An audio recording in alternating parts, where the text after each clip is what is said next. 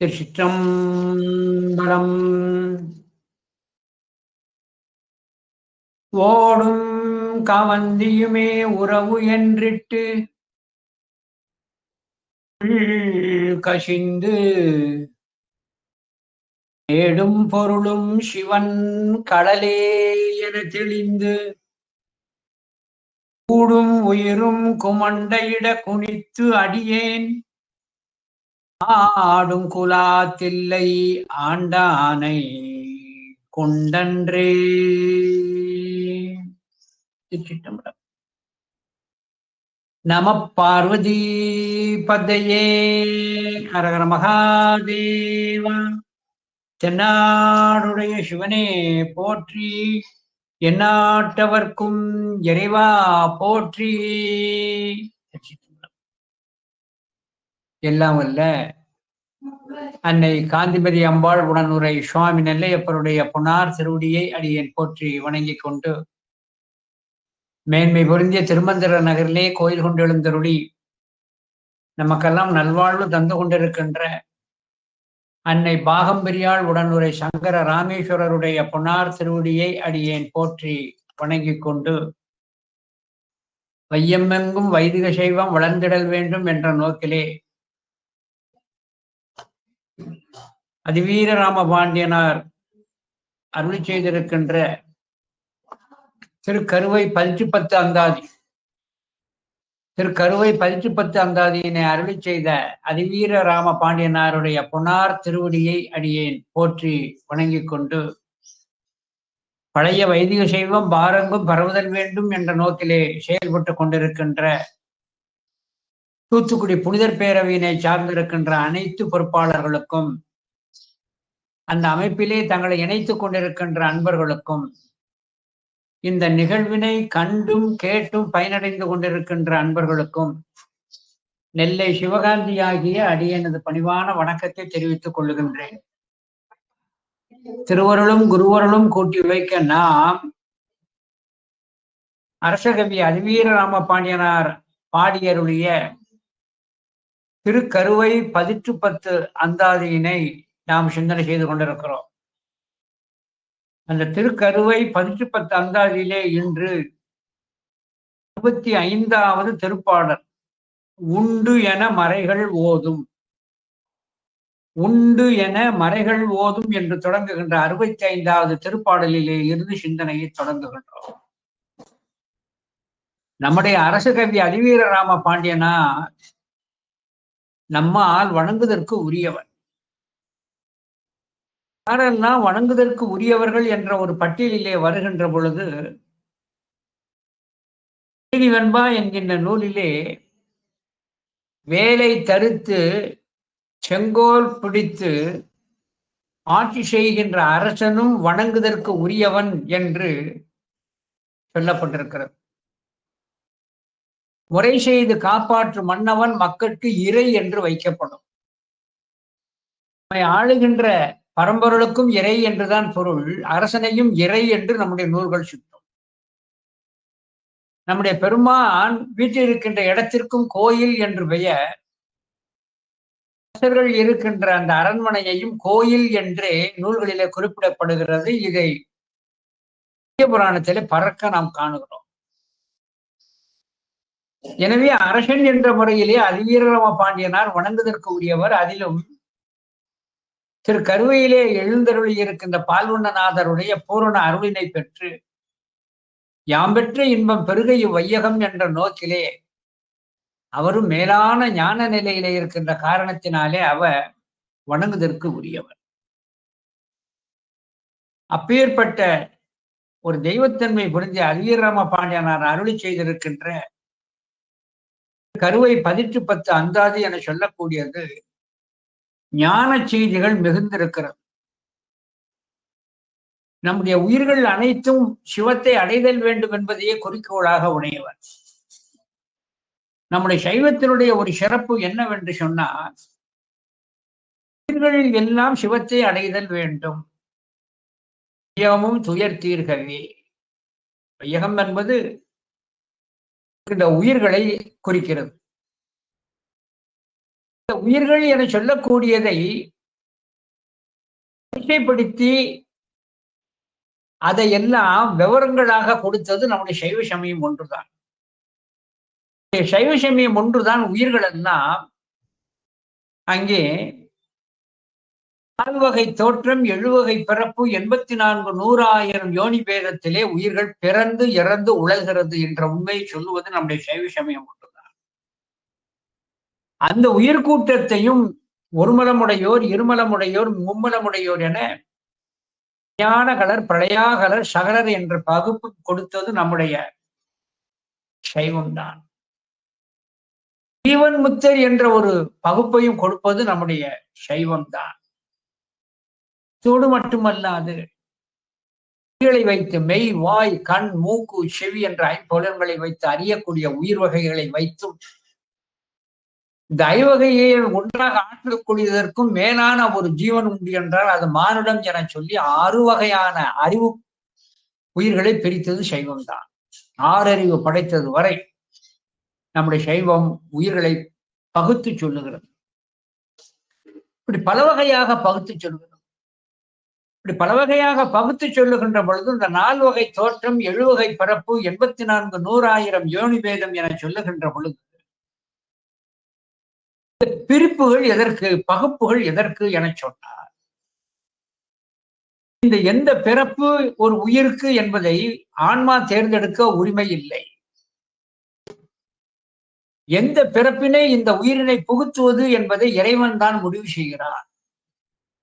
எப்படி இறைவன் முடிவு செய்கிறார் என சொன்னார், ஆன்மாவினுடைய கண்மத்திற்கு ஏற்ப எந்த கண்ம பலனை புசிப்பதற்கு இது பக்குவம் அடைந்திருக்கிறது என்பதை அறிந்து அந்த கண்மத்தை புசிப்பதற்கு உரிய தனு கரண பூண போகத்தை தருவது சிவமே. எனவே வினைக்கு ஈடாக தான் உயிர்களுக்கு உடம்பு கொடுக்கப்படுகிறது. எனவே சைவத்தின் கண்ணே அடிப்படை கொள்கை என சொல்லக்கூடியது வினை கொள்கை தான். இந்த வினை கொள்கை என்பதைத்தான் சைவத்திலே பறக்க பேசப்படுகிறது. இந்த வினை கொள்கை ஒன்றை வைத்துத்தான் உயிர்களை ஆத்திகன் என்றும் ஆத்திகன் என்றும் பிரிக்கிறது. வினை கொள்கைகளை கூறி இதை ஏற்றுக்கொள்பவர்கள், அதன்படி பயந்து நடப்பவர்கள் ஆத்திகர்கள். வினையாவது பயனாவது யார் கண்டார் என்று அங்கே நிதானப்படுத்துபவர்கள் ஆத்திகர்கள். இன்னொரு சொன்னேன், வினை கொள்கைக்கு உடன்பட்டவர்கள் ஆத்திகர்கள். வினை என ஒன்றும் இல்லை, அதற்கு பலன் என ஒன்றும் இல்லை என்று சொல்பவர்கள் நாத்திகர்கள். இதை வைத்துத்தான் ஆத்திகர் நாத்திகர் என்று நம்முடைய உயிர்களை பிரிக்கிறது என்று அழகாக நம்முடைய பாடல் ஒன்று சொல்லுகிறது. எப்படி? பொன்னுலகம் வெண்ணரகம். யாரெல்லாம் சொர்க்கம் நரகம் உண்டு என்று நம்புகிறார்களோ அவர்களுக்கு பொன்னுலகம் வெண்ணரகம் இது பலன். இன்ப துன்பத்தை அனுபவிப்பதற்கு உரிய சொர்க்கம் நரகம் இது பலன். புண்ணியம் பாபம், அந்த சொர்க்கம் நரகம் எதனால் கிடைக்கிறது? செய்கின்ற வினைக்கு ஈடாக. புண்ணியம் பாபம் புரிவார் செய்கின்ற ஆன்மா. எந்த ஆன்மா எந்த கர்மத்தை வினையை செய்கிறதோ அதற்குரிய பலனை அந்த ஆன்மா தான் அனுபவித்தல் வேண்டும். வினை விதைத்தவன் வினை அறுப்பான், திணை விதைத்தவன் திணை அறுப்பான். ஆகையினாலே செய்கின்ற வினையை செய்கின்ற ஆன்மா, அந்த வினையினுடைய பயன் ஆன்மாவுக்கு சரியாக சென்று போய் பொருந்தும். அதை பொருத்துபவர் சிவனே. அதைத்தான் நின்மலனு உண்டென்று நிச்சயித்தார் இந்நிலைமை ஆத்திகரே ஆர் கண்டார் அம்மை பலன் என்று நாத்திகர் என்றே உளத்தே நாடு. எனவே செய்வினையும் செய்வானும் அதன் பயனும் சேர்ப்பானும். இந்த பழம்பாடல் தான் வித்திட்டு ஆத்திகர் யார் நாத்திகர் யார் என்பதை வெளிப்படையாக பேசியது தமிழ் இலக்கியத்தில் உள்ள பழம்பாடல். பொன்னுலகம் வெண்ணரகம் புண்ணியம் பாபம் புரிவார் நின்மலனு உண்டென்று நிச்சயித்தார் இந்நிலைமை ஆத்திகரே ஆர்கண்டார் அம்மை பலம் என்பார் நாத்திகர் என்றே உளத்தே நாடு என்று அழகாக அங்கே சொல்லி காட்டப்பட்டது. இதுதான் சைவ சித்தாந்தத்திலே சொல்லப்படுகின்ற ஒரு அடிப்படை கொள்கை. இதை அழகாக நம்முடைய திருவருட்பயன் என்ற நூலிலேயும் அங்கே அறியும் நெறியிலே 6வது அந்த இதிலே பகுப்பிலே சொல்லப்பட்டிருக்கிறது. திருவருட்பயன் கொற்றங்குடி உமாபசிவாச்சாரியார். செய்வானும் செய்வினையும் சேர்பயனும் சேர்ப்பவனும் உய்வான் உளன் என்று உளர். தான் ரொம்ப முக்கியம். இதை யார் உணர்வார்கள்? உய்வதற்கு உரிய ஊழ் உடையவர்கள் தான் இந்த உண்மையை உணர்வார்கள். ஆகையினாலே இப்படி ஒரு வினைக்கொள்கையை வைத்து உயிர்கள் பகுப்பிருக்கிறது என்பதை நம்முடைய சைவம் கூறுகின்ற காரணத்தினாலே தான் பல சமயங்களை சென்று தழுவிய சாக்கிய நாயனார் நான் கண்ட சமயங்களிலே சைவ சமயமே சமயம் என்று தெளிந்தார். அது தெளிவதற்கு காரணம் இந்த வினை கொள்கை தான். இந்த சாக்கிய நாயனார் புராணத்துல சாக்கிய கூற்றாக அழகாக சேக்கலார் பெருமான் குறிப்பிட்டு காட்டுகிறார். செய்வினையும் செய்வானும் அதன் பயனும் சேர்ப்பானும் மெய்வகையால் 4ஆகும் விதித்த பொருள் எனக் கொண்டே இவ்வியல்பு சைவ நெறி அல்லவற்றுக்கு இல்லையென உய்வகையால் பொருள் சிவன் என்று அருளாலே உணர்ந்து அறிந்தார். உய்கின்ற ஆன்மாத்தான் இந்த உண்மையை அறியும். அது அவன் அருள் இருந்தால்தான் அந்த உண்மையை அறியும். ஆகையினாலே இந்த வினை கொள்கை என சொல்லக்கூடிய ஒன்று இருக்கிறது. இதான் சைவத்திலே மேலான ஒன்றாக வைத்து அங்கே பேசப்படுகிறது. வினை கொள்கை என்பதிலே நம்பிக்கை இருக்கிறான். ஒரு சைவன் என சொல்லக்கூடியவன் எப்படி இருத்தல் வேண்டும் என சொன்னார். அதாவது மற்றைய சமயத்திற்கும் நம்முடைய சமயத்திற்கும் உள்ள ஒரு பெரிய ஒரு வேறுபாடு என்னவென்று சொன்னார், மற்றைய சமயங்கள் தங்களுடைய கருத்தை சொல்லிக்கொண்டே போய் கொண்டிருக்கும். அதை ஏற்றுக்கொள்ளணும், அவ்வளவுதான். இது ஏன்னா அப்படித்தான். ஆனால் சைவம் மட்டும் அப்படி சொல்லவில்லை. ஒரு உண்மையை பேசுகிறது என்ன சொன்னால் நம்முடைய மனம் அதை ஏற்றுக்கொள்ளுமாறு, நம்முடைய மனம் ஏழுமாறு, ஒப்புக்கொள்ளுமாறு அதை நிதானமாக சொல்லும். கருத்து திணிப்பு என்பது சைவத்தில் இல்லை. ஆகையினாலே நம்முடைய சைவ சமயம் சொல்லுகின்ற நூல் இருக்கிறதே, நூல் முறை, ஆன்மா ஏற்றுக்கொள்ளக்கூடிய வகையிலே அங்கே நம்முடைய கொள்கைகள் இருக்கும். உதாரணத்துக்கு சொல்கிறேன். அதாவது ஒரே நேரத்துல பல குழந்தைகள் பிறக்கிறது. அந்த ஒரே நேரம், ஒரே நட்சத்திரம், ஒரே லக்னம் என்று இருந்தாலும் ஒன்று போலவா வாழ்கிறது? அவர்கள் வாழ்க்கையிலே ஏற்றத்தாழ்வுகள் இருக்கிறது. ஜாதகம் என்பது உண்மை. ஆனால் அதே நேரத்துல ஒரே நேரத்தில் ஒரே லக்கணத்திலே பிறந்தவர்கள் ஒரே ஊரிலே அடுத்தடுத்த இல்லத்திலே அடுத்தடுத்த அந்த மருத்துவமனையிலே அடுத்தடுத்த ஒரு இடத்திலே பிறந்தாலும் கூட அவர்கள் வாழ்விலே ஏற்றத்தாழ்வு இருக்கிறது. எதற்காக? அதுதான் அந்த ஆன்மா செய்த வினை என்று சொல்லப்படுவது. ஒரு திருமணத்தை நல்ல நேரம் பார்த்து, ஜாதக பொருத்தம் பார்த்து நல்ல நேரம் பார்த்துதான் திருமணம் முடிக்கணும். அந்த நல்ல முகூர்த்த நேரத்திலே முடிக்கப்பட்டிருக்கிற எல்லா திருமணங்களிலும் உள்ள தம்பதிகள் ஒன்று போல் வாழ்கிறார்களா? ஏற்றத்தாழ்வு இருக்கிறதே. காரணம் என்ன? அந்த இடத்துல தான் வினை என்று அங்கே நினைப்படுகிறது. எனவே சைவத்திலே நம்முடைய நூல்களிலே கொள்கைகளை இப்படி நாம் ஏற்றுக்கொள்ளும்படியாக செய்கிறது. நம்முடைய சைவத்தில் ஒன்றுதான் கொள்கையை அறிவதற்கு, சைவ உண்மை அறிவதற்கு அங்கே படிமுறை சொல்லப்பட்டிருக்கிறது. பிரமாண இயல், இலக்கண இயல், சாதன இயல், பயன் இயல் என்று அங்கே சொல்லி காட்டப்பட்டது.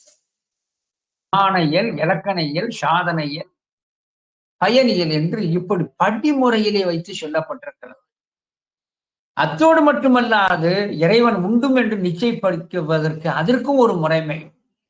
காண்டல் அளவை, கருதல் அளவை, நூல் அளவை.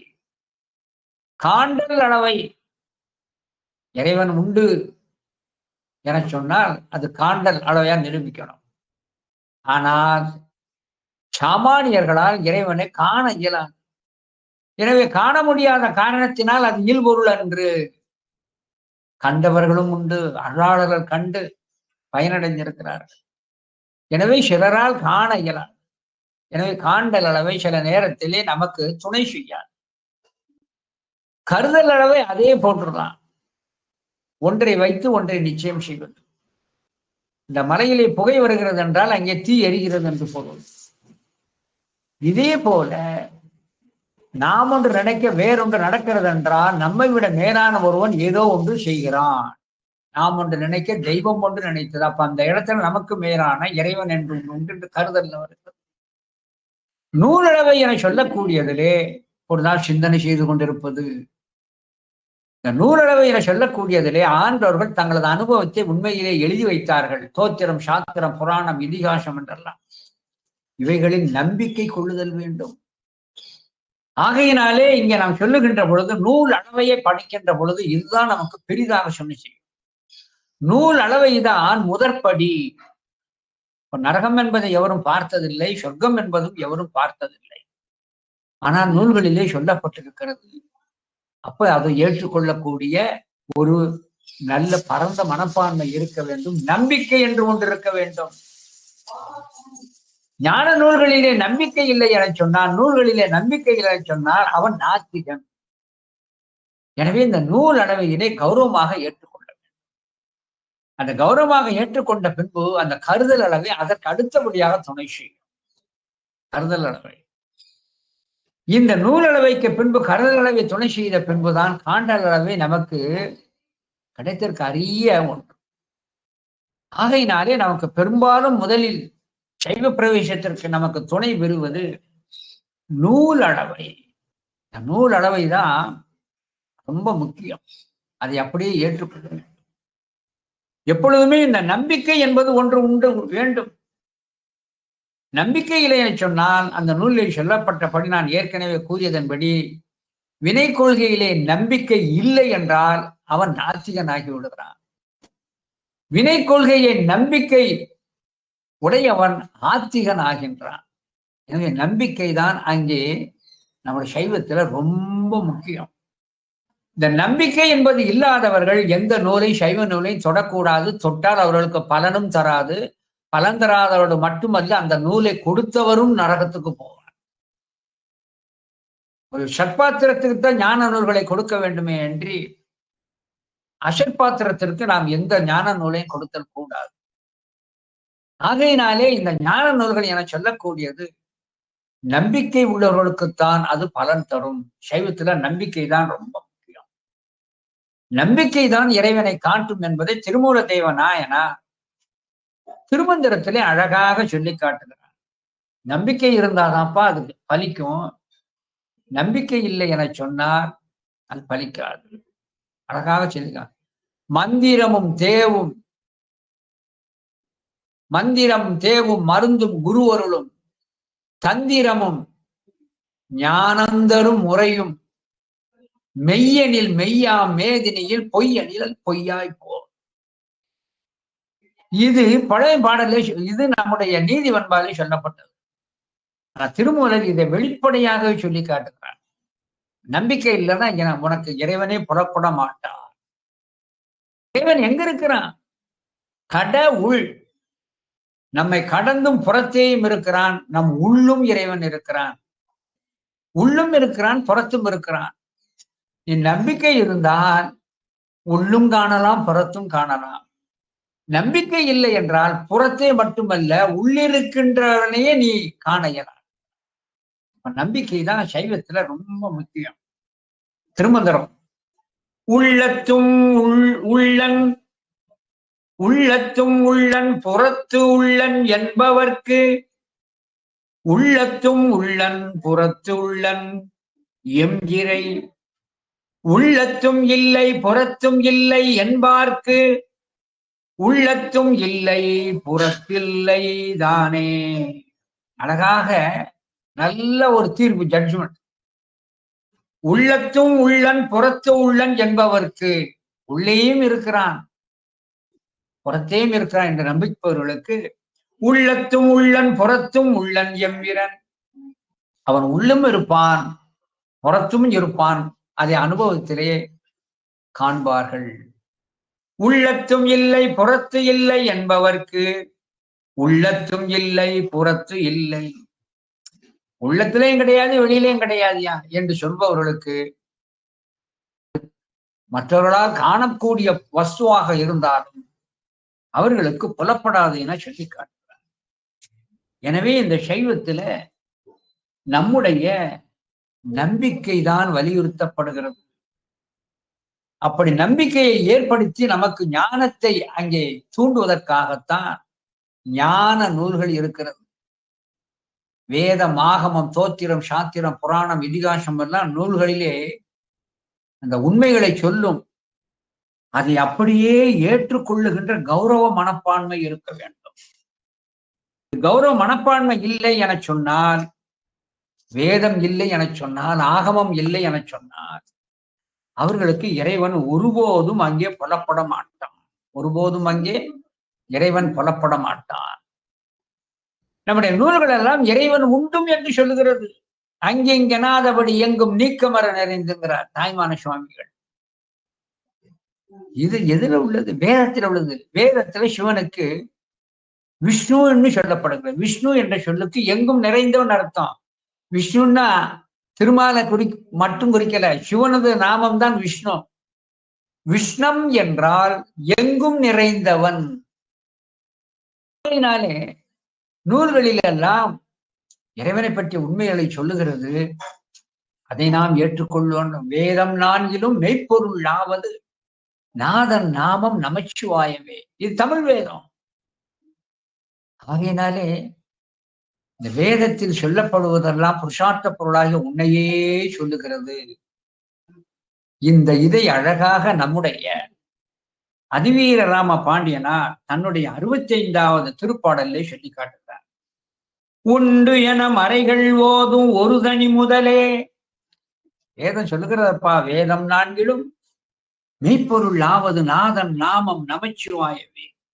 உண்டு என மறைகள் ஓதும் ஒரு தனி முதலே நாடும் அண்டரும் முனிவராமும் காண்கில அடியேன் உன்னை தென்திரை வளாகம் முற்றும் தேடினேன் தேடி தேடி கண்டனன் கழாவின் நீழல் கருவை மாநகரத்தானே.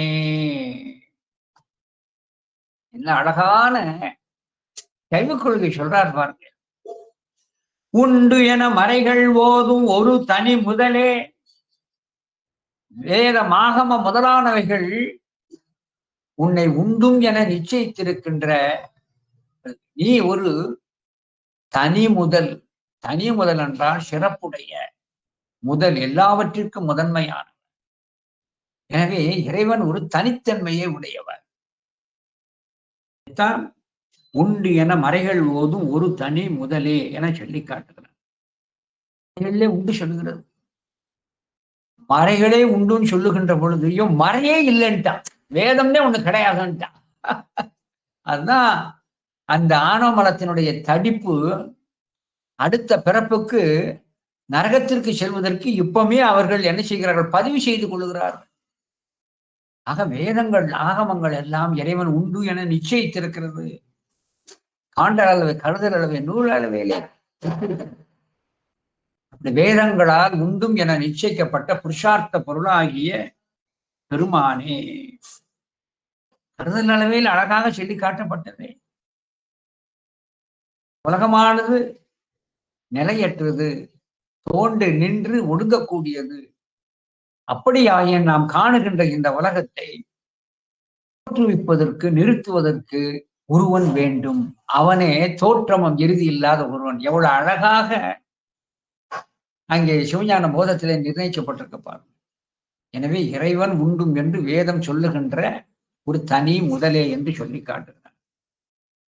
அதாவது யார் ஒருவர் வேதத்தை ஏற்றுக்கொண்டு சிவம் உண்டு என சொல்லுகிறார்கள் அவர்கள் வணங்கத்தக்கவர்கள் தான் அப்ப சொல்லக்கூடிய சிறப்பு செய்தி.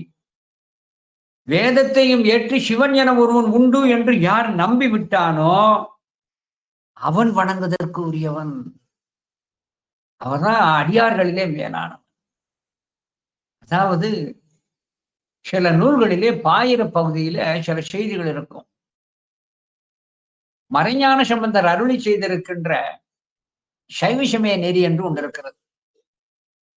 இந்த சைவ சமய நெறியிலே மறைஞான சம்பந்தர் பலருக்கு துதி செய்கின்ற பொழுது ஒருத்தருக்கு சிறப்பா துதி செய்தார். யாருக்கு தெரியுமா?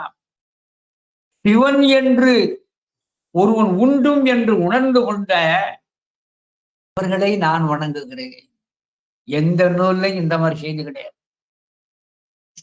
சிவம் என உண்டும் என சொல்லுகின்ற ஒருவனை நான் வணங்குகின்றேன். எங்க அழகா சொல்லி பாட்டுறார் மறைஞான சம்பந்தர் அருளி செய்திருக்கின்ற சைவ சமய நெறியில. உண்டு சிவன் என்றும் உயிருள்ளும் என்று உணர்ந்த பண்டிதர் பொற்பாதம் நினைப்பான். உண்டு சிவன் என்றும், அவன் என்றைக்கும் உள்ளவன், உயிருள்ளும், உயிருள்ளும் என்றால் உள்ளேயும் இருக்கிறான் புறத்தையும் இருக்கிறான், அவர்கள் வணங்குதற்குரியவன். உண்டு சிவன் என்றும் உயிருள்ளும் என்று உணர்ந்த பண்டிதர் பொற்பாதம் நினைப்பான். ஆகையினாலே வேதத்தினுடைய சிறப்பை காட்டுவதற்கு ஆன்மாவானது சிவத்தை நோக்கி நகர்கின்ற அந்த உண்மையை உணர்த்துவதற்கு அழகாக நம்முடைய அதிவீரம பாண்டியனார் உண்டு என மறைகள் ஓதும் ஒரு தனி முதலே என்றார். இதே நேரத்துல இன்னொரு செய்தியும் நாம் தெரிந்து கொள்ளணும்.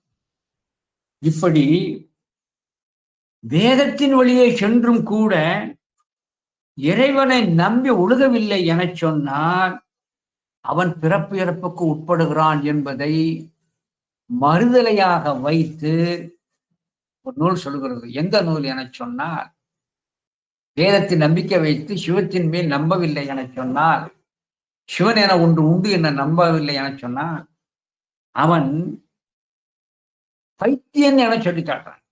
நான் சொன்னதே சொல்லுகின்ற அந்த பைத்தியனுக்கு சமம் பிறப்பு இறப்புக்கு ஆட்படுகிறான் என்ற உண்மையை நம்முடைய அருமையான ஒரு நூலாகிய திருக்குற்றால சித்திர சபை திருவிருத்தம் என்ற நூலை சொல்லி காட்டப்படுகிறது. இந்த திருக்குற்றால சித்திர சபை திருவிருத்தத்தை அருளி செய்தது யார் என சொன்னார், திரு கைலாய பரம்பரை திருவாவூர்துறை ஆதீனத்து முனிபுங்கவராகிய மதுரகவி சுப்பிரமணிய முனிவர், மாதவ சிவஞான சுவாமிகளுடைய சீடர்களிலே ஒருவர். மதுரகவி சுப்பிரமணிய முனிவர் குற்றால சித்திரசபை திருவிருத்தத்திலே சொல்லி காட்டுகிறார். உரையாடும் மறைவழியை உற்று சிவ ஆகமத்து உண்மையினை நம்பி ஒழுகா. இந்த வேதத்தில் உள்ளவர்களை எல்லாம் ஏற்று ஒழுகாத, ஒப்புக்கொண்டு ஒழுகாத அவர்கள் உரையாடும் மறைவழியை உற்று சிவ ஆகமத்து உண்மையினை நம்பி ஒழுகா உண்மத்தமே மிகுந்து. அவர்கள் எப்படி இருப்பார்கள்? ஆணவமல தடிப்பின் மிகுதியான யான் எனது என்ற செருக்கு இருக்குமா? உண்மத்தமே மிகுந்து எனது என்றும் யான் என்றும் ஒன்றிய செருக்கின் வழியா புறையாடும் இருவினை போகும் புஷித்து நான் பொய் சடலம் இனி எடாமல். அந்த நிலைமை எனக்கு மீளவும் மீளவும் பிறப்புக்கு வரக்கூடாது. மீளவும் பிறப்புக்கு வரக்கூடியது எது செலுத்தும்? வேத ஆகமத்தை நம்பாது இறைவனை நம்பாதவன். அது எனக்கு வந்துடாதபடி காப்பாற்று, மறுபிறப்பு வேண்டாம் என்பதை சொல்லி காட்டுறான். உரையாடும் மறைவழியை உற்று சிவாகமத்து உண்மையினை நம்பி ஒழுகா உண்மத்தமே மிகுந்து எனது என்றும் யான் என்றும் ஒன்றிய செருக்கின் வழியா புறையாடும் இருவினை போகம் புஷித்து நான் பொய் சடலம் இனி எடாமல் பூரண சுகோதய பெருவாழ்வு எனக்கு அருள் செய். என்ன அருமையான விண்ணப்பம். ஆகையினாலே இந்த வேத ஆகமங்களிலே நம்முடைய பெருமானை உண்டும் என்று நிச்சயித்திருக்கிறது. அது நிச்சயித்தது அவனே தனி பரம்பொருள். ஏகம் சத்து விப்ரகாவதுதி. அந்த பொருள் ஒன்றே, இறைவன் ஒருவனே, ஒருவன் என்னும் ஒருவன் காண. அதைத்தான் ஒரு தனி முதலேங்கிறார். ஒன்று என மறைகள் ஓதும் ஒரு தனி முதலே, நாளும் அண்டரும் முனிவரும் தாமும் காண்கிலர். இப்படி உள்ளும் இருக்கின்றான் புறமும் இருக்கின்றான் என்று சொல்லுகிறோம். ஆனால் காணாதவர்கள் இருக்கிறார்களே, அண்டர்களும் முனிவர்களும். இந்த உலகத்திலே உள்ளவர்களிலே முனிவர்களும் தேவர்களும் இன்னும் காணாதிருக்கிறார்களே என்றால் அதற்கு என்ன காரணம்? அவன் உள்ளும் இருக்கிறான் புறனும் இருக்கிறான். இப்ப தேவர்கள் முனிவர்கள் என சொல்லக்கூடியதிலே தேவர்கள் காணாமைக்கு காரணம், தேவர்கள் காணாமைக்கு காரணம், காண முடியாமைக்கு காரணம், அவர்கள் போக காமிகள். அந்த போகத்தை அனுபவிப்பதற்கு ஐம்பொறிகளை நம்பி இருக்கிறார்கள். ஐம்பொறிகள் என சொல்லக்கூடியது அது பசுத்தன்மையை உடையது, ஆன்ம போதத்தில் உட்பட்டது. எனவே பசுத்தன்மை கெட்டால் அன்றி சிவத்தை காண இயலாது. பசுத்தன்மை கெடாது கருவிகரணங்களுக்கே முக்கியத்துவம் கொடுத்து போகத்தில மிகுந்த ஆர்வம் கொண்ட விருப்பு கொண்ட காரணத்தினாலே அந்த போக காமிகளாகிய தேவர்களுக்கு அவன் புலப்பட மாட்டான். முனிவர்கள் என சொல்லக்கூடியவர்களுக்கு புலப்படவில்லை என சொன்னால் அதற்கும் காரணம் அவர்களுக்கு இன்னும் பசுத்தன்மை கெடவில்லை, ஆன்ம போதம் விடவில்லை. ஆகையினாலே தான் பசுத்தன்மை கெட்ட ஆண்மை கெட்ட ஐம்புலன்களில் இருந்து விடுபட்டவர்கள் தான் சிவத்தை காண முடியும். இதே கருத்து பின்னால் ஒரு பாட்டிலே சொல்ல போறார் நம்முடைய அதிவீரம பாண்டியனார். ஆகையினாலே இறைவன் உள்ளும் இருக்கிறான் புறமும் இருக்கிறான், இது வேதத்தில் சொல்லப்பட்டது. ஆனாலும் அவனை நாளும் அண்டரும் முனிவர்தாமும் காண்கிலர் அடியேன் உன்னை. அப்படி வேதத்திலே சொல்லப்பட்டிருக்கின்ற புருஷார்த்த பொருளாகிய உன்னை நான் அடியேன் உன்னை தென்திரை வளாகம் முற்றும் தேடினேன். கடலால் சூழப்பட்ட இந்த உலகம் முழுவதும் உன்னை தேடினேன். இந்த இடத்துல அடியேன் உன்னை, உன்னைன்னு ஒருமை சுற்றுல சொல்றார். ஞானாசிரியன்மார்கள் எல்லாம் சிவத்தை ஒருமை சுற்றிலே சொல்லுவார்கள். அப்பன் நீ, அம்மை நீ, அன்புடைய மாமனும் மாமியும் நீ, இப்படி ஒருமை சுற்றி சொல்வது. நமக்கு வயசுக்கு மூத்தவரையே நாம் ஒருமை சுற்ற சொல்ல மாட்டோம், சொல்லக்கூடாது. இப்படி இருக்க முன்னை பழம்பொருட்கும் முன்னை பழம்பொருளும் எல்லாவற்றிற்கும் மேலான அந்த பொருளை நும்மைன்னு சொல்லணும், பன்மை சுற்ற சொல்லணும். ஆனால் இங்கே சொல்லுகின்ற பொழுது உன்னை என்று ஒருமை சுற்றில ஏன் சொல்லுகிறார் என சொன்னார். அதற்கு சொல்லலாம் என்று இலக்கணம் இருக்கிறது. எந்த இடத்திலெல்லாம் ஒருமை சுற்று தவறு இல்லை என்றால், ஒரு குழந்தை தன்னுடைய தந்தையை தாயை நோக்கி உன்கிட்ட பேச மாட்டேன், உன்னை எனக்கு பிடிக்கல, உன்கிட்டனா காய் என்று அங்கே தந்தை தாயை நீ என்றும் உன்னை என்றும் பேசும் குழந்தை. எனவே ஒரு குழந்தை ஒருமை சுற்றிலே பேசுவது தவறில்லை. போர்க்களம், எதிரி இன்னொரு எதிரியை பார்ப்பான், தனக்கு வயதில் மூத்தவனாக இருப்பான், ஏன் தன்னுடைய குருவாக இருந்தாலும் கூட, உன்னுடைய உயிரிலே உனக்கு ஆசை இருந்தால் ஓடிவிடு அப்படிம்பான், வீராவசனம் பேசுவான். வயசுக்கு மூத்தவன்ல நம்முடைய குருதானே எதிரிலே நிற்கிறான்னு பார்க்க மாட்டான், உன் உயிரின் மேல் என்று ஒருமை சுற்றி சொல்வான். எனவே போர்க்களத்திலே போர் வீரர் பேச்சிலே ஒருமை சுற்றில் தவறு இல்லை. மூன்றாவது நல்ல ஒரு செய்தி, ஆண்டான் அடிமை உறவு இருக்கின்ற பொழுது அடிமை தன்னுடைய எஜமானனை இறை உயிர் அந்த ஆண்டான் அடிமை உறவு வருகின்ற பொழுது அடிமையாகிய உயிர் தன் தலைவனாகிய சிவத்தை ஒருமை சுட்டிலே சொல்லலாம் என்று விதி இருக்கிறது. அதனால்தான் அந்த ஆண்டான் அடிமை உறவை காட்டுவதுதான் ஒருமை சுட்டு. அதுக்காகத்தான் அங்க சொல்ல அந்த அடிமைத்தனத்தை சொல்லுதான் அடியேன் உன்னைன்றார்.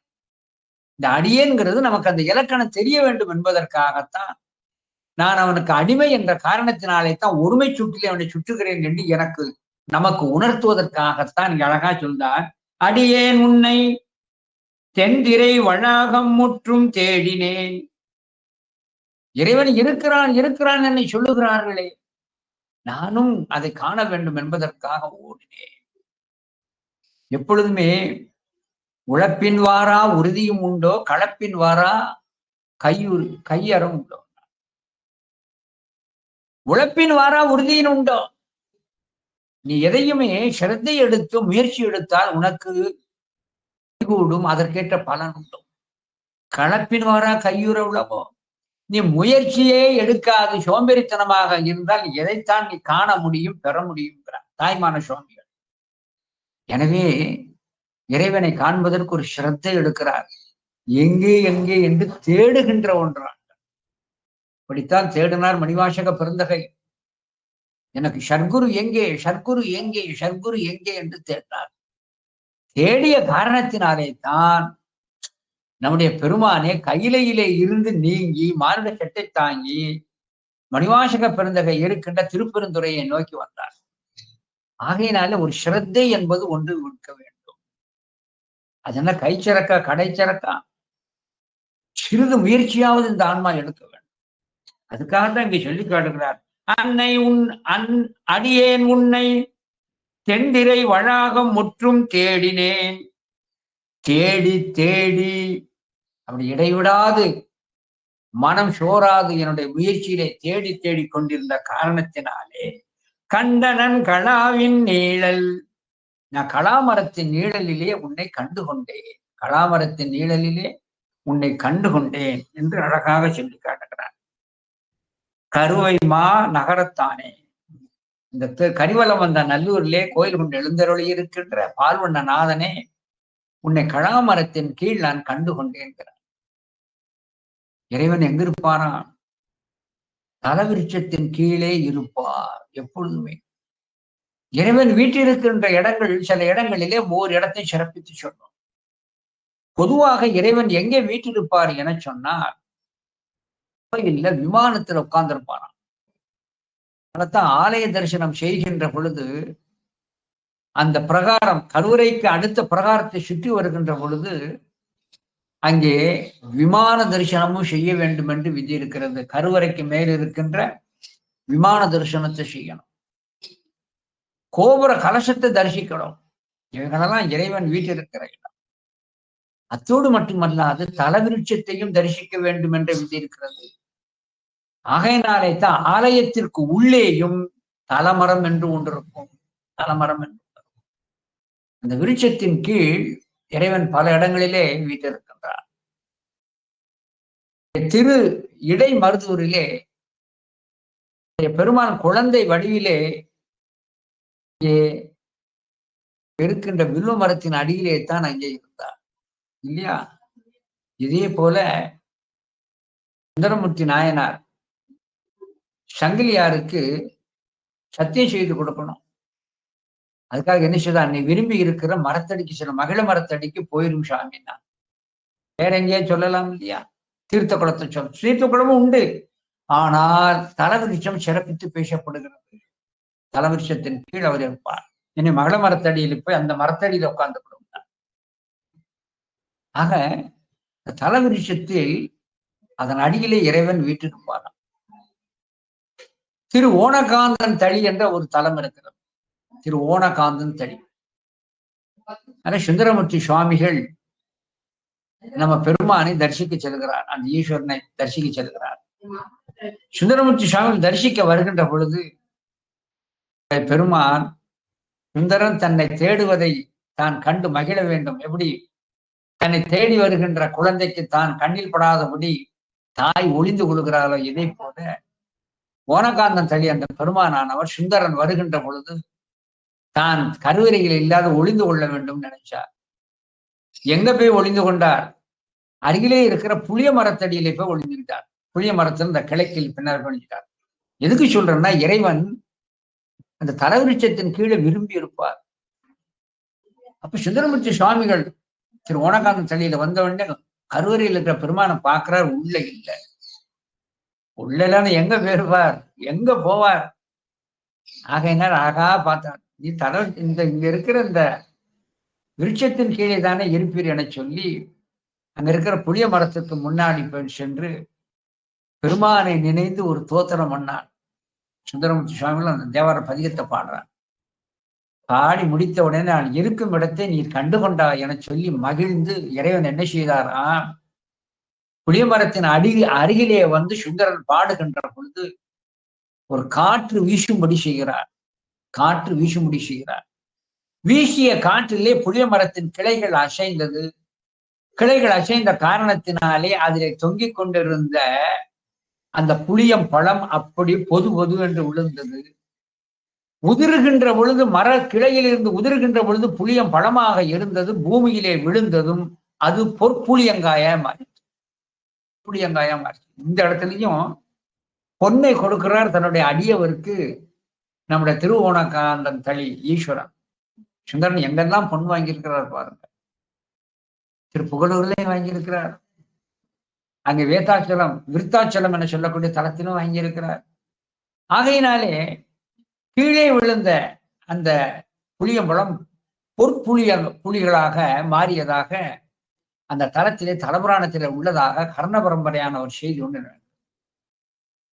இதையெல்லாம் அடியேன் ஏன் சொல்லுகிறேன் என சொன்னா, ஆலயத்திற்கு போன தரிசனத்தை எதையெல்லாம் நாம் செய்ய வேண்டும் என்பதை உணர்த்துவதற்காகத்தான். சுந்தாரெல்லாம் தடன்னு ஓட வேண்டியது, மூலவரை பார்க்க வேண்டியது, ஒரு கும்புரை போட வேண்டியது, அங்க இருப்பவர்கள்லாம் கேட்கும்படியாக ஓங்கி ஒரு பாட்டரை பாட வேண்டியது. வெளியே வந்துட்டோன்னா இது பக்தியாகாது. முறையாக எதையெல்லாம் சேவிக்க வேண்டும். கண்டிப்பாக தலவிருட்சத்தின் கீழே அமர்ந்திருப்பார். அதைத்தான் அழகா சொல்லி காட்டுகிறார். அடியேன் உன்னை தென்திரை வழாகம் முற்றும் தேடினேன், தேடி கண்டனன் களாவின் நீழல் கருவைமா நகரத்தானே. ஆக நான் எங்கும் தேடினேன், முடிவிலே நான் தேடி தேடி திருமாலோடு நான்முகனும் தேடி தேடனா தேவனை என்னுள்ளே கண்டு கொண்டேன். நான் அவர் உள்ளே கண்டார். இங்கே நம்முடைய அதிவீர ராமபாண்டியன் புறத்தை கண்டதை சொல்லுகிறார். எனவே தேடி தேடி கண்டனன் களாவின் நீழல் கருவைமா நகரத்தானே. கருவை பெருநகரத்திலே எழுந்தருளி இருக்கின்ற அந்த பெருமானை என சொல்லி காட்டுகிறார். கருவை மா நகரத்தானே, அதாவது கருவை மாநகரம் திருக்கருவிலே எழுந்தருளி இருக்கின்ற பெருமான் அர்த்தம். இந்த இடத்துல ஒரு சின்ன செய்தி சொல்லி காட்டுகிறேன். இறைவன் குறிப்பிட்ட இடங்களில் தான் இருக்கின்றார். அப்போ ஒரு கேள்வி எழுகிறது, ஏன் அங்கிங்கனாதபடி எங்குமே இறைவன் நிறைந்திருக்கின்றானே, ஏன் சிலை குறிப்பிட்ட இடத்துல மட்டும் இருக்கான்னு சொல்றீங்க அப்படின்னா அதுக்கு ஒரு இலக்கணம் இருக்கு. என்னன்னா, இறைவன் எங்க இருக்கிறான் அதுல மாற்றம் இல்லை, உள்ளும் இருக்கிறான் புறத்தும் இருக்கிறான்.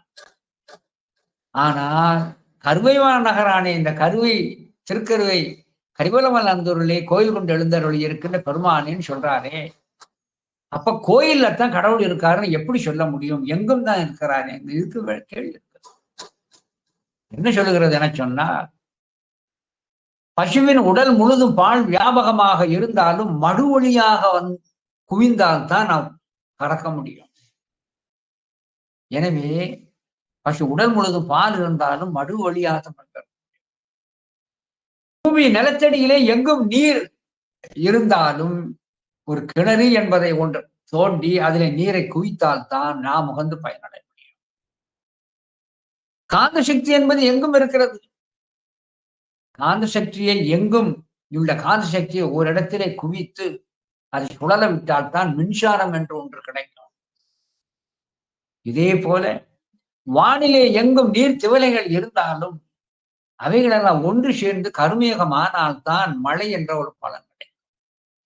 இதே போலதான் அங்கிங்கனாதபடி எங்கும் நீக்கமர நிறைந்திருக்கின்ற அந்த பெருமானை ஓரிடத்திலே குவிந்து அவன் குடிகொண்டால் தான் ஆன்மாக்கள் பயனடை.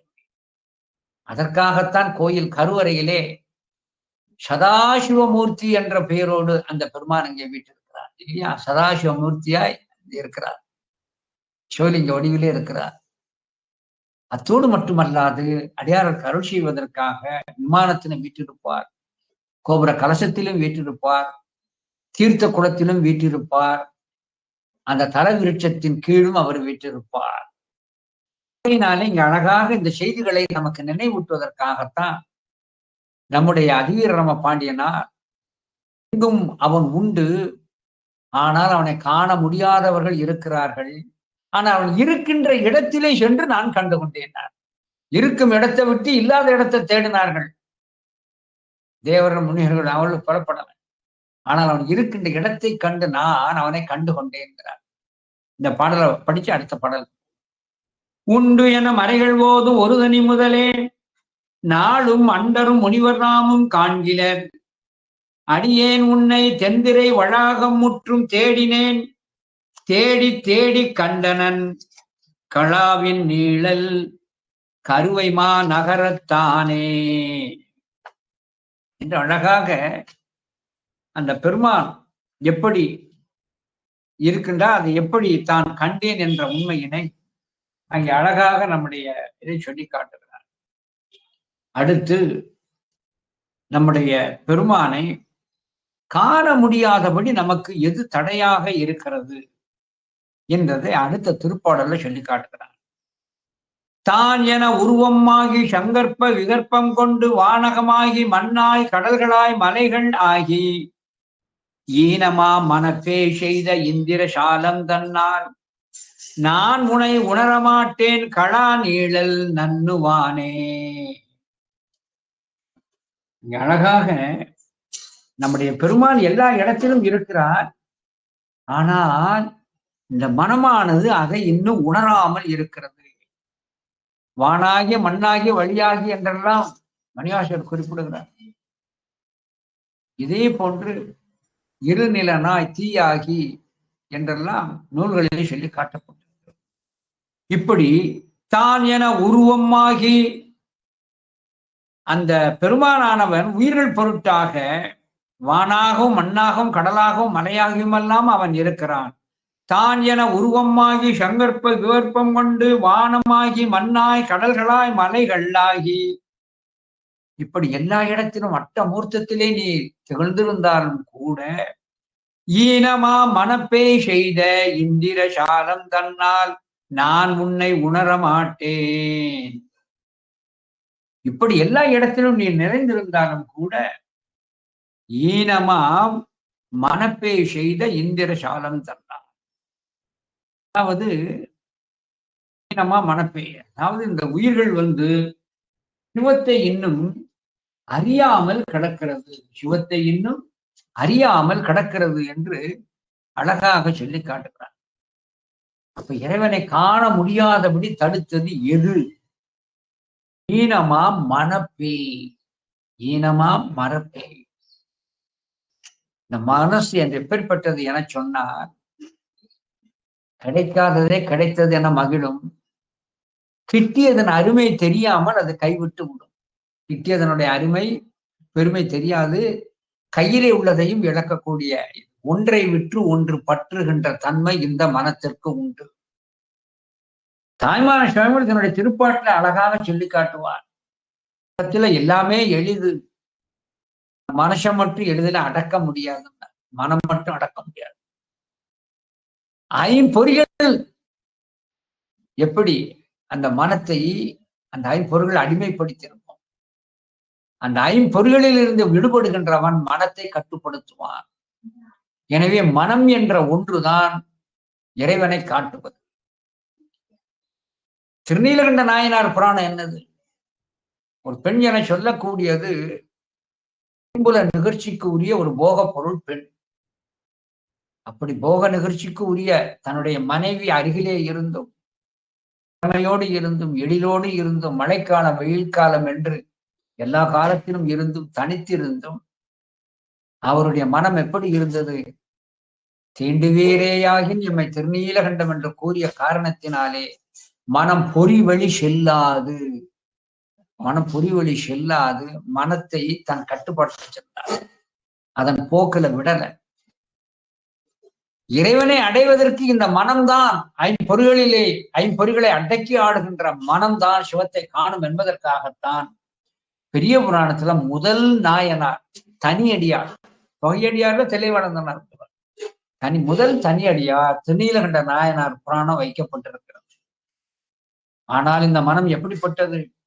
ஒன்றை விற்று ஒன்றை பற்றுவது, ஒன்றை விற்று ஒன்று. அதனால்தான் மாதவ சிவஞான சுவாமிகள் தன்னுடைய திருவாக்களை சொல்லி காட்டுகின்ற பொழுது மனக்கருங்குரங்குன்னார். கருங்குரங்கு என்று அழகாக அங்கே சொல்லி காட்டுகிறார்.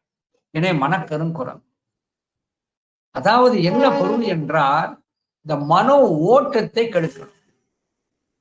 உற்றாரை யான் வேண்டேன், ஊர் வேண்டேன், பேர் வேண்டேன், கற்றாரை யான் வேண்டேன், கற்பனவும் இனி அமையும். ஞான நூல்களை கற்பதாலும் என்ன செய்ய வேண்டும்? மனம் அடங்கணும்.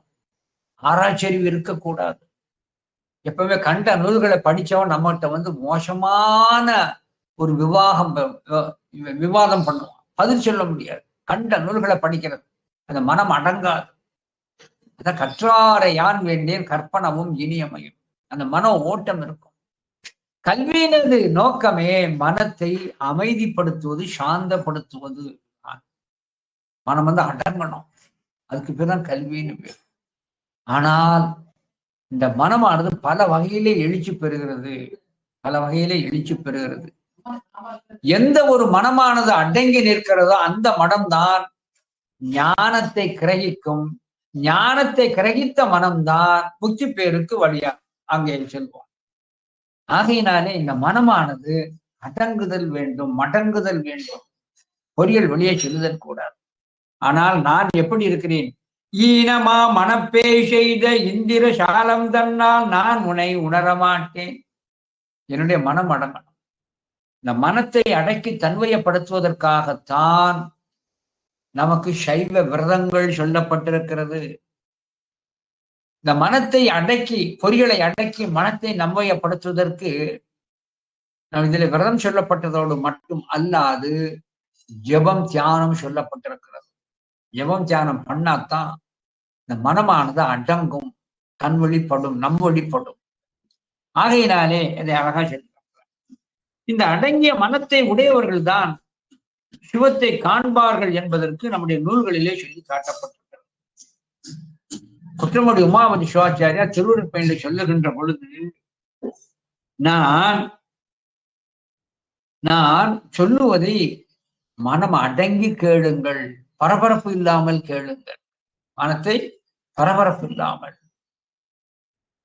அந்த மனமானது ஓட்டம் செல்லாது அமைதியாக இருத்தல் வேண்டும் என்பதற்காகத்தான் அந்த காலங்களிலே இந்த ஞான நூல் போதிக்கின்ற அந்த இடம் பூரா ஆசிரமம் எல்லாம் தனியா இருக்கும்.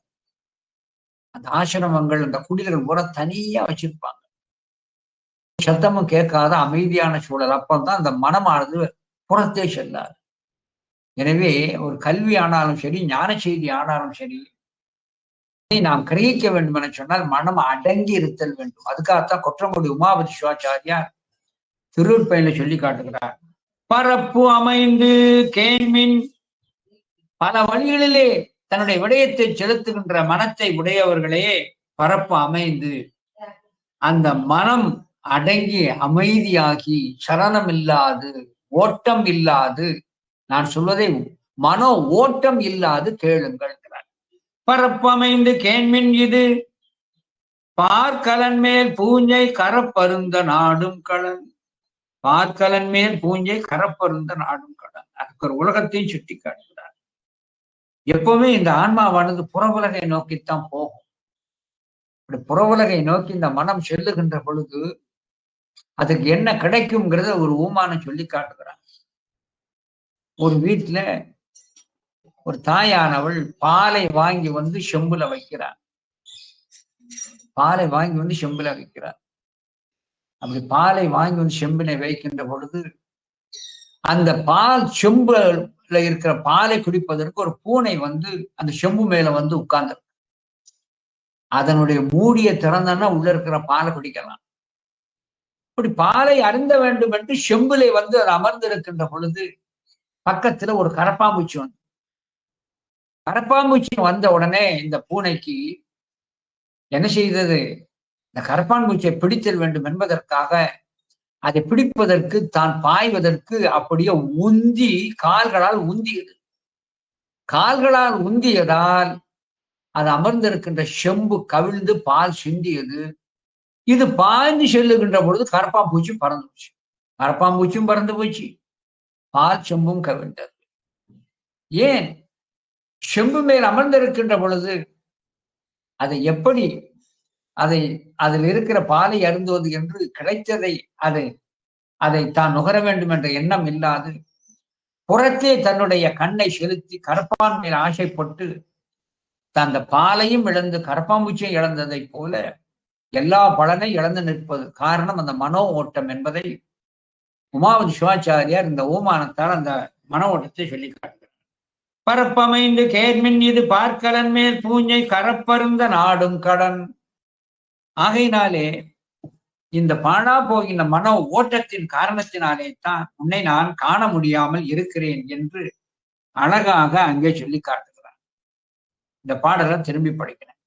தான் என உருவமாகி சங்கற்ப விகற்பம் கொண்டு வானமாகி மண்ணாய் கடல்களாய் மலைகளாகி இப்படி இருந்தும் கூட ஈனமா மனப்பே செய்த இந்திர சாலம் தன்னால் நான் உன்னை உணர மாட்டேன் கடா நீழல் நன்னுவானே என்று இந்த உயிர்களுடைய ஒரு குற்றத்தை அதிவீரராம பாண்டியனார் தன்மேல் ஏற்றி சொல்லுகிறார். அவருடைய இந்த குற்றம் கிடையாது.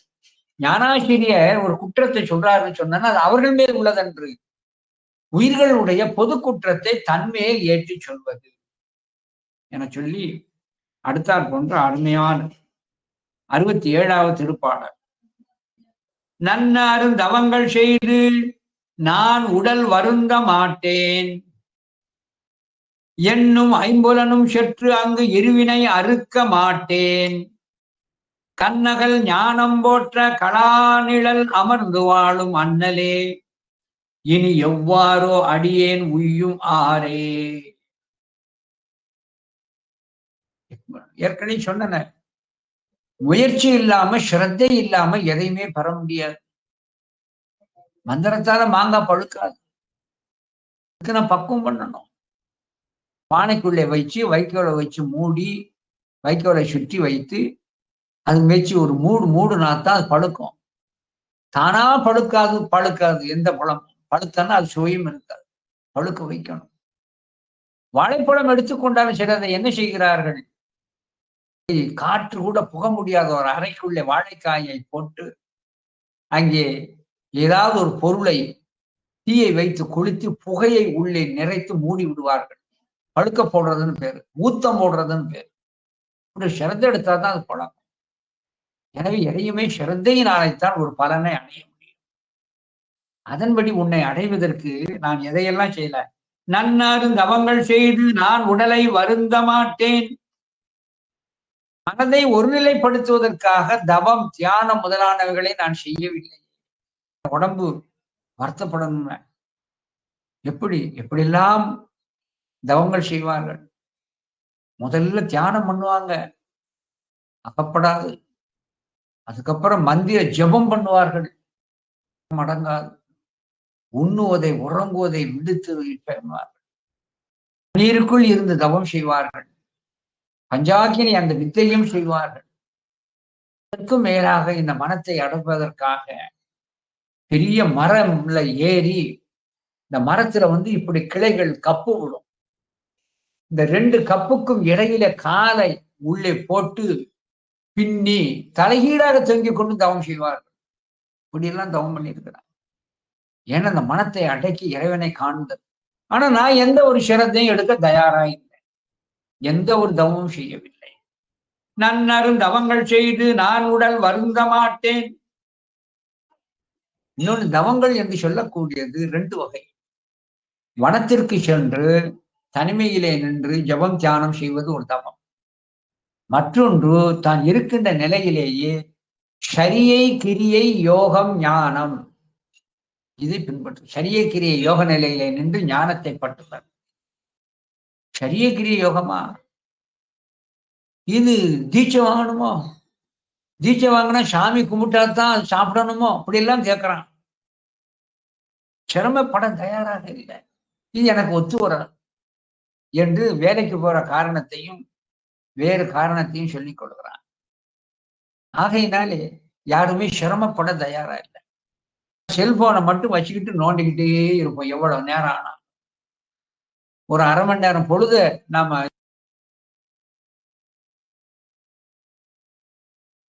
இது பண்ணி ஒரு அனுஷ்டானத்தை செய்ய தயாரா இல்லை. சிவ பூஜை செய்வதற்கு நாம் தயாரா இல்லை. சிரமப்பட தயாரா இல்லை. எப்படி செஞ்சாதான் சாமி வருவாரோ அப்படிங்கிறான். ஆனால் ஸ்ரத்தை என்ற ஒன்று இல்லாது எந்த ஒரு பலனையும் அடைய இயலாது. அதைத்தான் அழகா சொல்லி காட்டுகிறார். நன்னாரும் தவங்கள் செய்து நான் உடல் வருந்த மாட்டேன், எண்ணும் ஐம்புலனும் செற்று அங்கு இருவினை அறுக்க மாட்டேன். நம்முடைய வினைகளுக்கெல்லாம் காரணம் பொறி வழியே இந்த புலன்கள் செல்வது.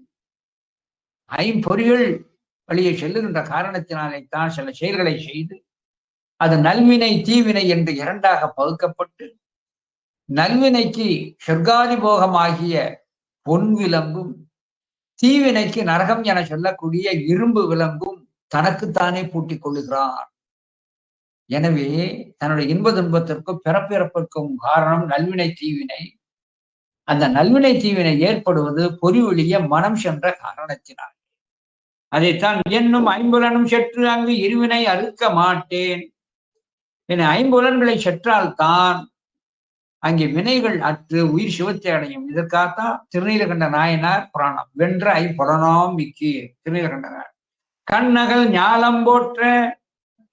இப்படி அகன்று விரிந்திருக்கின்ற இந்த உலகின் கண்ணே எழுந்தருளி இருக்கின்ற கண்ணகல் ஞானம் போற்ற, உலகிலுள்ள அனைவருமே உன்னை போற்றும்படியாக கலாநிகள் நிழல் அமர்ந்து வாழும் அண்ணலே, கலாமரத்தில் இருந்தால் அன்பனே, இனி எவ்வாறோ அடியேன் உய்யும் மாறே. இப்படி உலகோர்கள் எல்லாம் போற்றும்படியாக அந்த கலாநல மலத்தின் கீழ் வந்து அமர்ந்திருக்கின்ற பால்வண்ணன் ஆதரே, இனி எவ்வாறோ அடியேன் உய்யும் மாறே. இனி எப்படித்தான் நான் உய்வது, பிறப்பில் நின்று நீங்குவது என்று கேட்கிறார். இந்த இடத்துல நான் தவம் செய்யவும் தயாரா இல்லை, ஐம்புலனும் செற்ற தயாரா இல்லை. ஆனால் கலாமரத்திலே வீட்டில் இருக்கின்ற உன்னையாவது தரிசிக்கலாம் இல்லை. இது ஆலய தரிசனம் வலியுறுத்தப்படுகிறது. ஆலய தரிசனம் வலியுறுத்தப்படுகிறது. ஆலய தரிசனம் என்னன்னா, இறைவனை சென்று கண்டிப்பாக தரிசனம் செய்ய வேண்டும். கடவுள் மனசுல தான் இருக்காருன்னு இந்த சப்பக்கட்டெல்லாம் கட்டப்படாது. ஆலயம் தொழுவது சாலவம் நன்று. திருக்கோயில் ஒரு காலும் சூழாராகி அப்பர் பெருமானு சொல்லி கேட்டான். கோயிலுக்கு போகாத மனுஷனே இல்லை. அவர்களெல்லாம் பெருநோய்கள் மிக நல்ல பெருத்து செத்து பிறப்பதற்கே தொழிலாகி இறக்கின்றார். கோயிலுக்கு கண்டிப்பா போகணும். நமக்கு அருள் செய்வதற்கென்றே அவர் என்ன செய்து கொண்டிருக்கிறார்? அவர் கரிவலம் வந்த நல்லூர்ல அமர்ந்திருக்கிறார். அதான் சொல்லி காட்டுகிறார். கண்ணகல் ஞானம் போற்ற கலாநிழல் அமர்ந்துவாரும் அண்ணலே, கலாமரத்தின் அடியிலே இந்த திருக்கோயிலே வீட்டில் இருக்கின்றாயே, உன்னை நான் வணங்காமல் இருக்கின்றேனே என சொல்லி காட்டுகிறார். எப்பவுமே ஆலய தரிசனம் என்பதற்கு இங்க வலியுறுத்தப்படுகிறது. ஆலயம் தொழுவது சாலமும் நன்று. ஏன்னா வீட்டுக்குள்ள எந்த இடத்துல இருந்தால் மனம் ஒருமைப்படாது. இந்த ஆன்மாவை சிவத்தின்பால் ஒன்ற வைக்க இருக்கின்றே உள்ள இடம்தான் லயம்.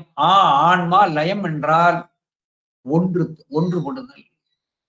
உயிர்களை எல்லாம் சிவத்தோடு ஒன்றுபடுவதற்கு உரிய இடம் அமைதியா இருக்கும்.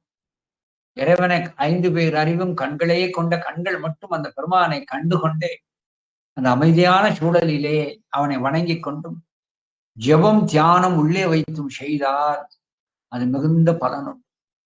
எனவே ஆலயம் செல்வதனுடைய நோக்கம் இந்த ஆன்மா சிவத்தோடு லயப்படுவதற்கு. நான் கோயிலுக்கும் போறது இல்லையே, நீங்க எழுந்தருளி இருக்கின்றார். நான் உய்ந்ததற்கு காரணம் நீ கலாமரத்தின் கீழே இங்க எழுந்தருளி இருக்கின்ற காரணத்தினாலே அவனை தரிசித்து உய்தி பெற்றேன் என சொல்லி ஆலய தரிசனத்தினுடைய ஒரு அவசியத்தையே அங்கே சொல்லி காட்டுகிறார். ஆலயத்திற்கு கண்டிப்பாக போகணும். எந்த நியமம் வேண்டும் என சொன்னால், ஏதேனும் 6 கால பூஜையும் நாம் தரிசிப்பது சிறப்பு. அப்படி இல்லை என்று சொன்னால் ஏதாவது ஒரு கால பூஜையை நியமமாக நாம் தரிசிக்கணும். ஒன்று திருப்பள்ளி எழுச்சிக்கு தினம் போகணும், இல்ல கால பூஜைக்கு தினம் போகணும். அந்த நேரமும் சௌரியம் இல்லையா, உச்சி காலத்துல போகணும். அதுவும் நேரம் தெரியலையா, சாயரட்சிக்கு போகலாம், சாம பூஜைக்கு போகலாம், பள்ளியற பூஜைக்கு, ஏதாவது ஒன்றுக்கு நியமமாக செல்ல வேண்டும். ஒரு தடவையாவது கோயிலுக்கு போயிடும். காலம் போகுது விசேடம். ஆனா நமக்கு நேரம், உத்தியோகம் நேரம் காரணத்தினால போக இயலன்னா ஒரு கால பூஜையாவது நியமமாக தரிசனம் செய்தல் வேண்டும். ஆகையினாலே இந்த ஆலய வழிபாட்டு அவசியம் நமக்கென்று வழிபடுவதற்கென்றே அந்த பெருமானை அங்கே விரும்பி வந்து வீட்டிருக்கின்றார். வீட்டிருக்கின்ற பெருமானை இங்க வந்து இருந்தும் கூட நான் உன்னை தரிசிக்கவில்லை, இப்படி இருந்தால் இனி எவ்வாறோ அடியனேன் உய்யும் மாறே, இப்படி இருந்தால் நான் எப்படி உய்ய முடியும் கேட்கிறார். ஆகையினாலே இறைவனை அடைவதற்கு தவங்கள் செய்யலாம், புலங்களை செலுக்கும்படியாக அங்கே விரதங்கள் முதலானவைகளை மேற்கொள்ளலாம், அல்லது அங்கே வீட்டில் இருக்கின்ற பெருமானையேனும் சென்று நாம் வணங்கலாம். இறைவனை வணங்கி நாம் உய்தி பெறுவதுதான் நமக்கு முதன்மை நோக்கம் என்பதை இந்த திருப்பாடலிலே கூறுகிறார் என சொல்லி இந்த திருப்பாடலை ஒரு முறை படித்து அடியேன் இன்றைய சிந்தனையை நிறைவு செய்கிறேன். நன்னருந்தவங்கள் செய்து நான் உடல் வருந்த மாட்டேன், என்னும் ஐம்புலனும் செற்று அங்கு இருவினை அறுக்க மாட்டேன், கண்ணகள் ஞானம் போற்ற கலாநிழல் அமர்ந்து வாழும் அண்ணலே, இனி எவ்வாறோ அடியேன் உய்யும் ஆரே. திருச்சிற்றம்பலம். வாழி தென்கையிலையும் பொறுப்பும் வையமும், வாழி மெய்யன்பர்தம் கணமும் வன்மையும், வாழி அஞ்சனித்தினில் வளமும் நீதியும், வாழி சீர் தொண்டர் சீர் வாழி வாழியே. திருச்சிற்றம்பலம்.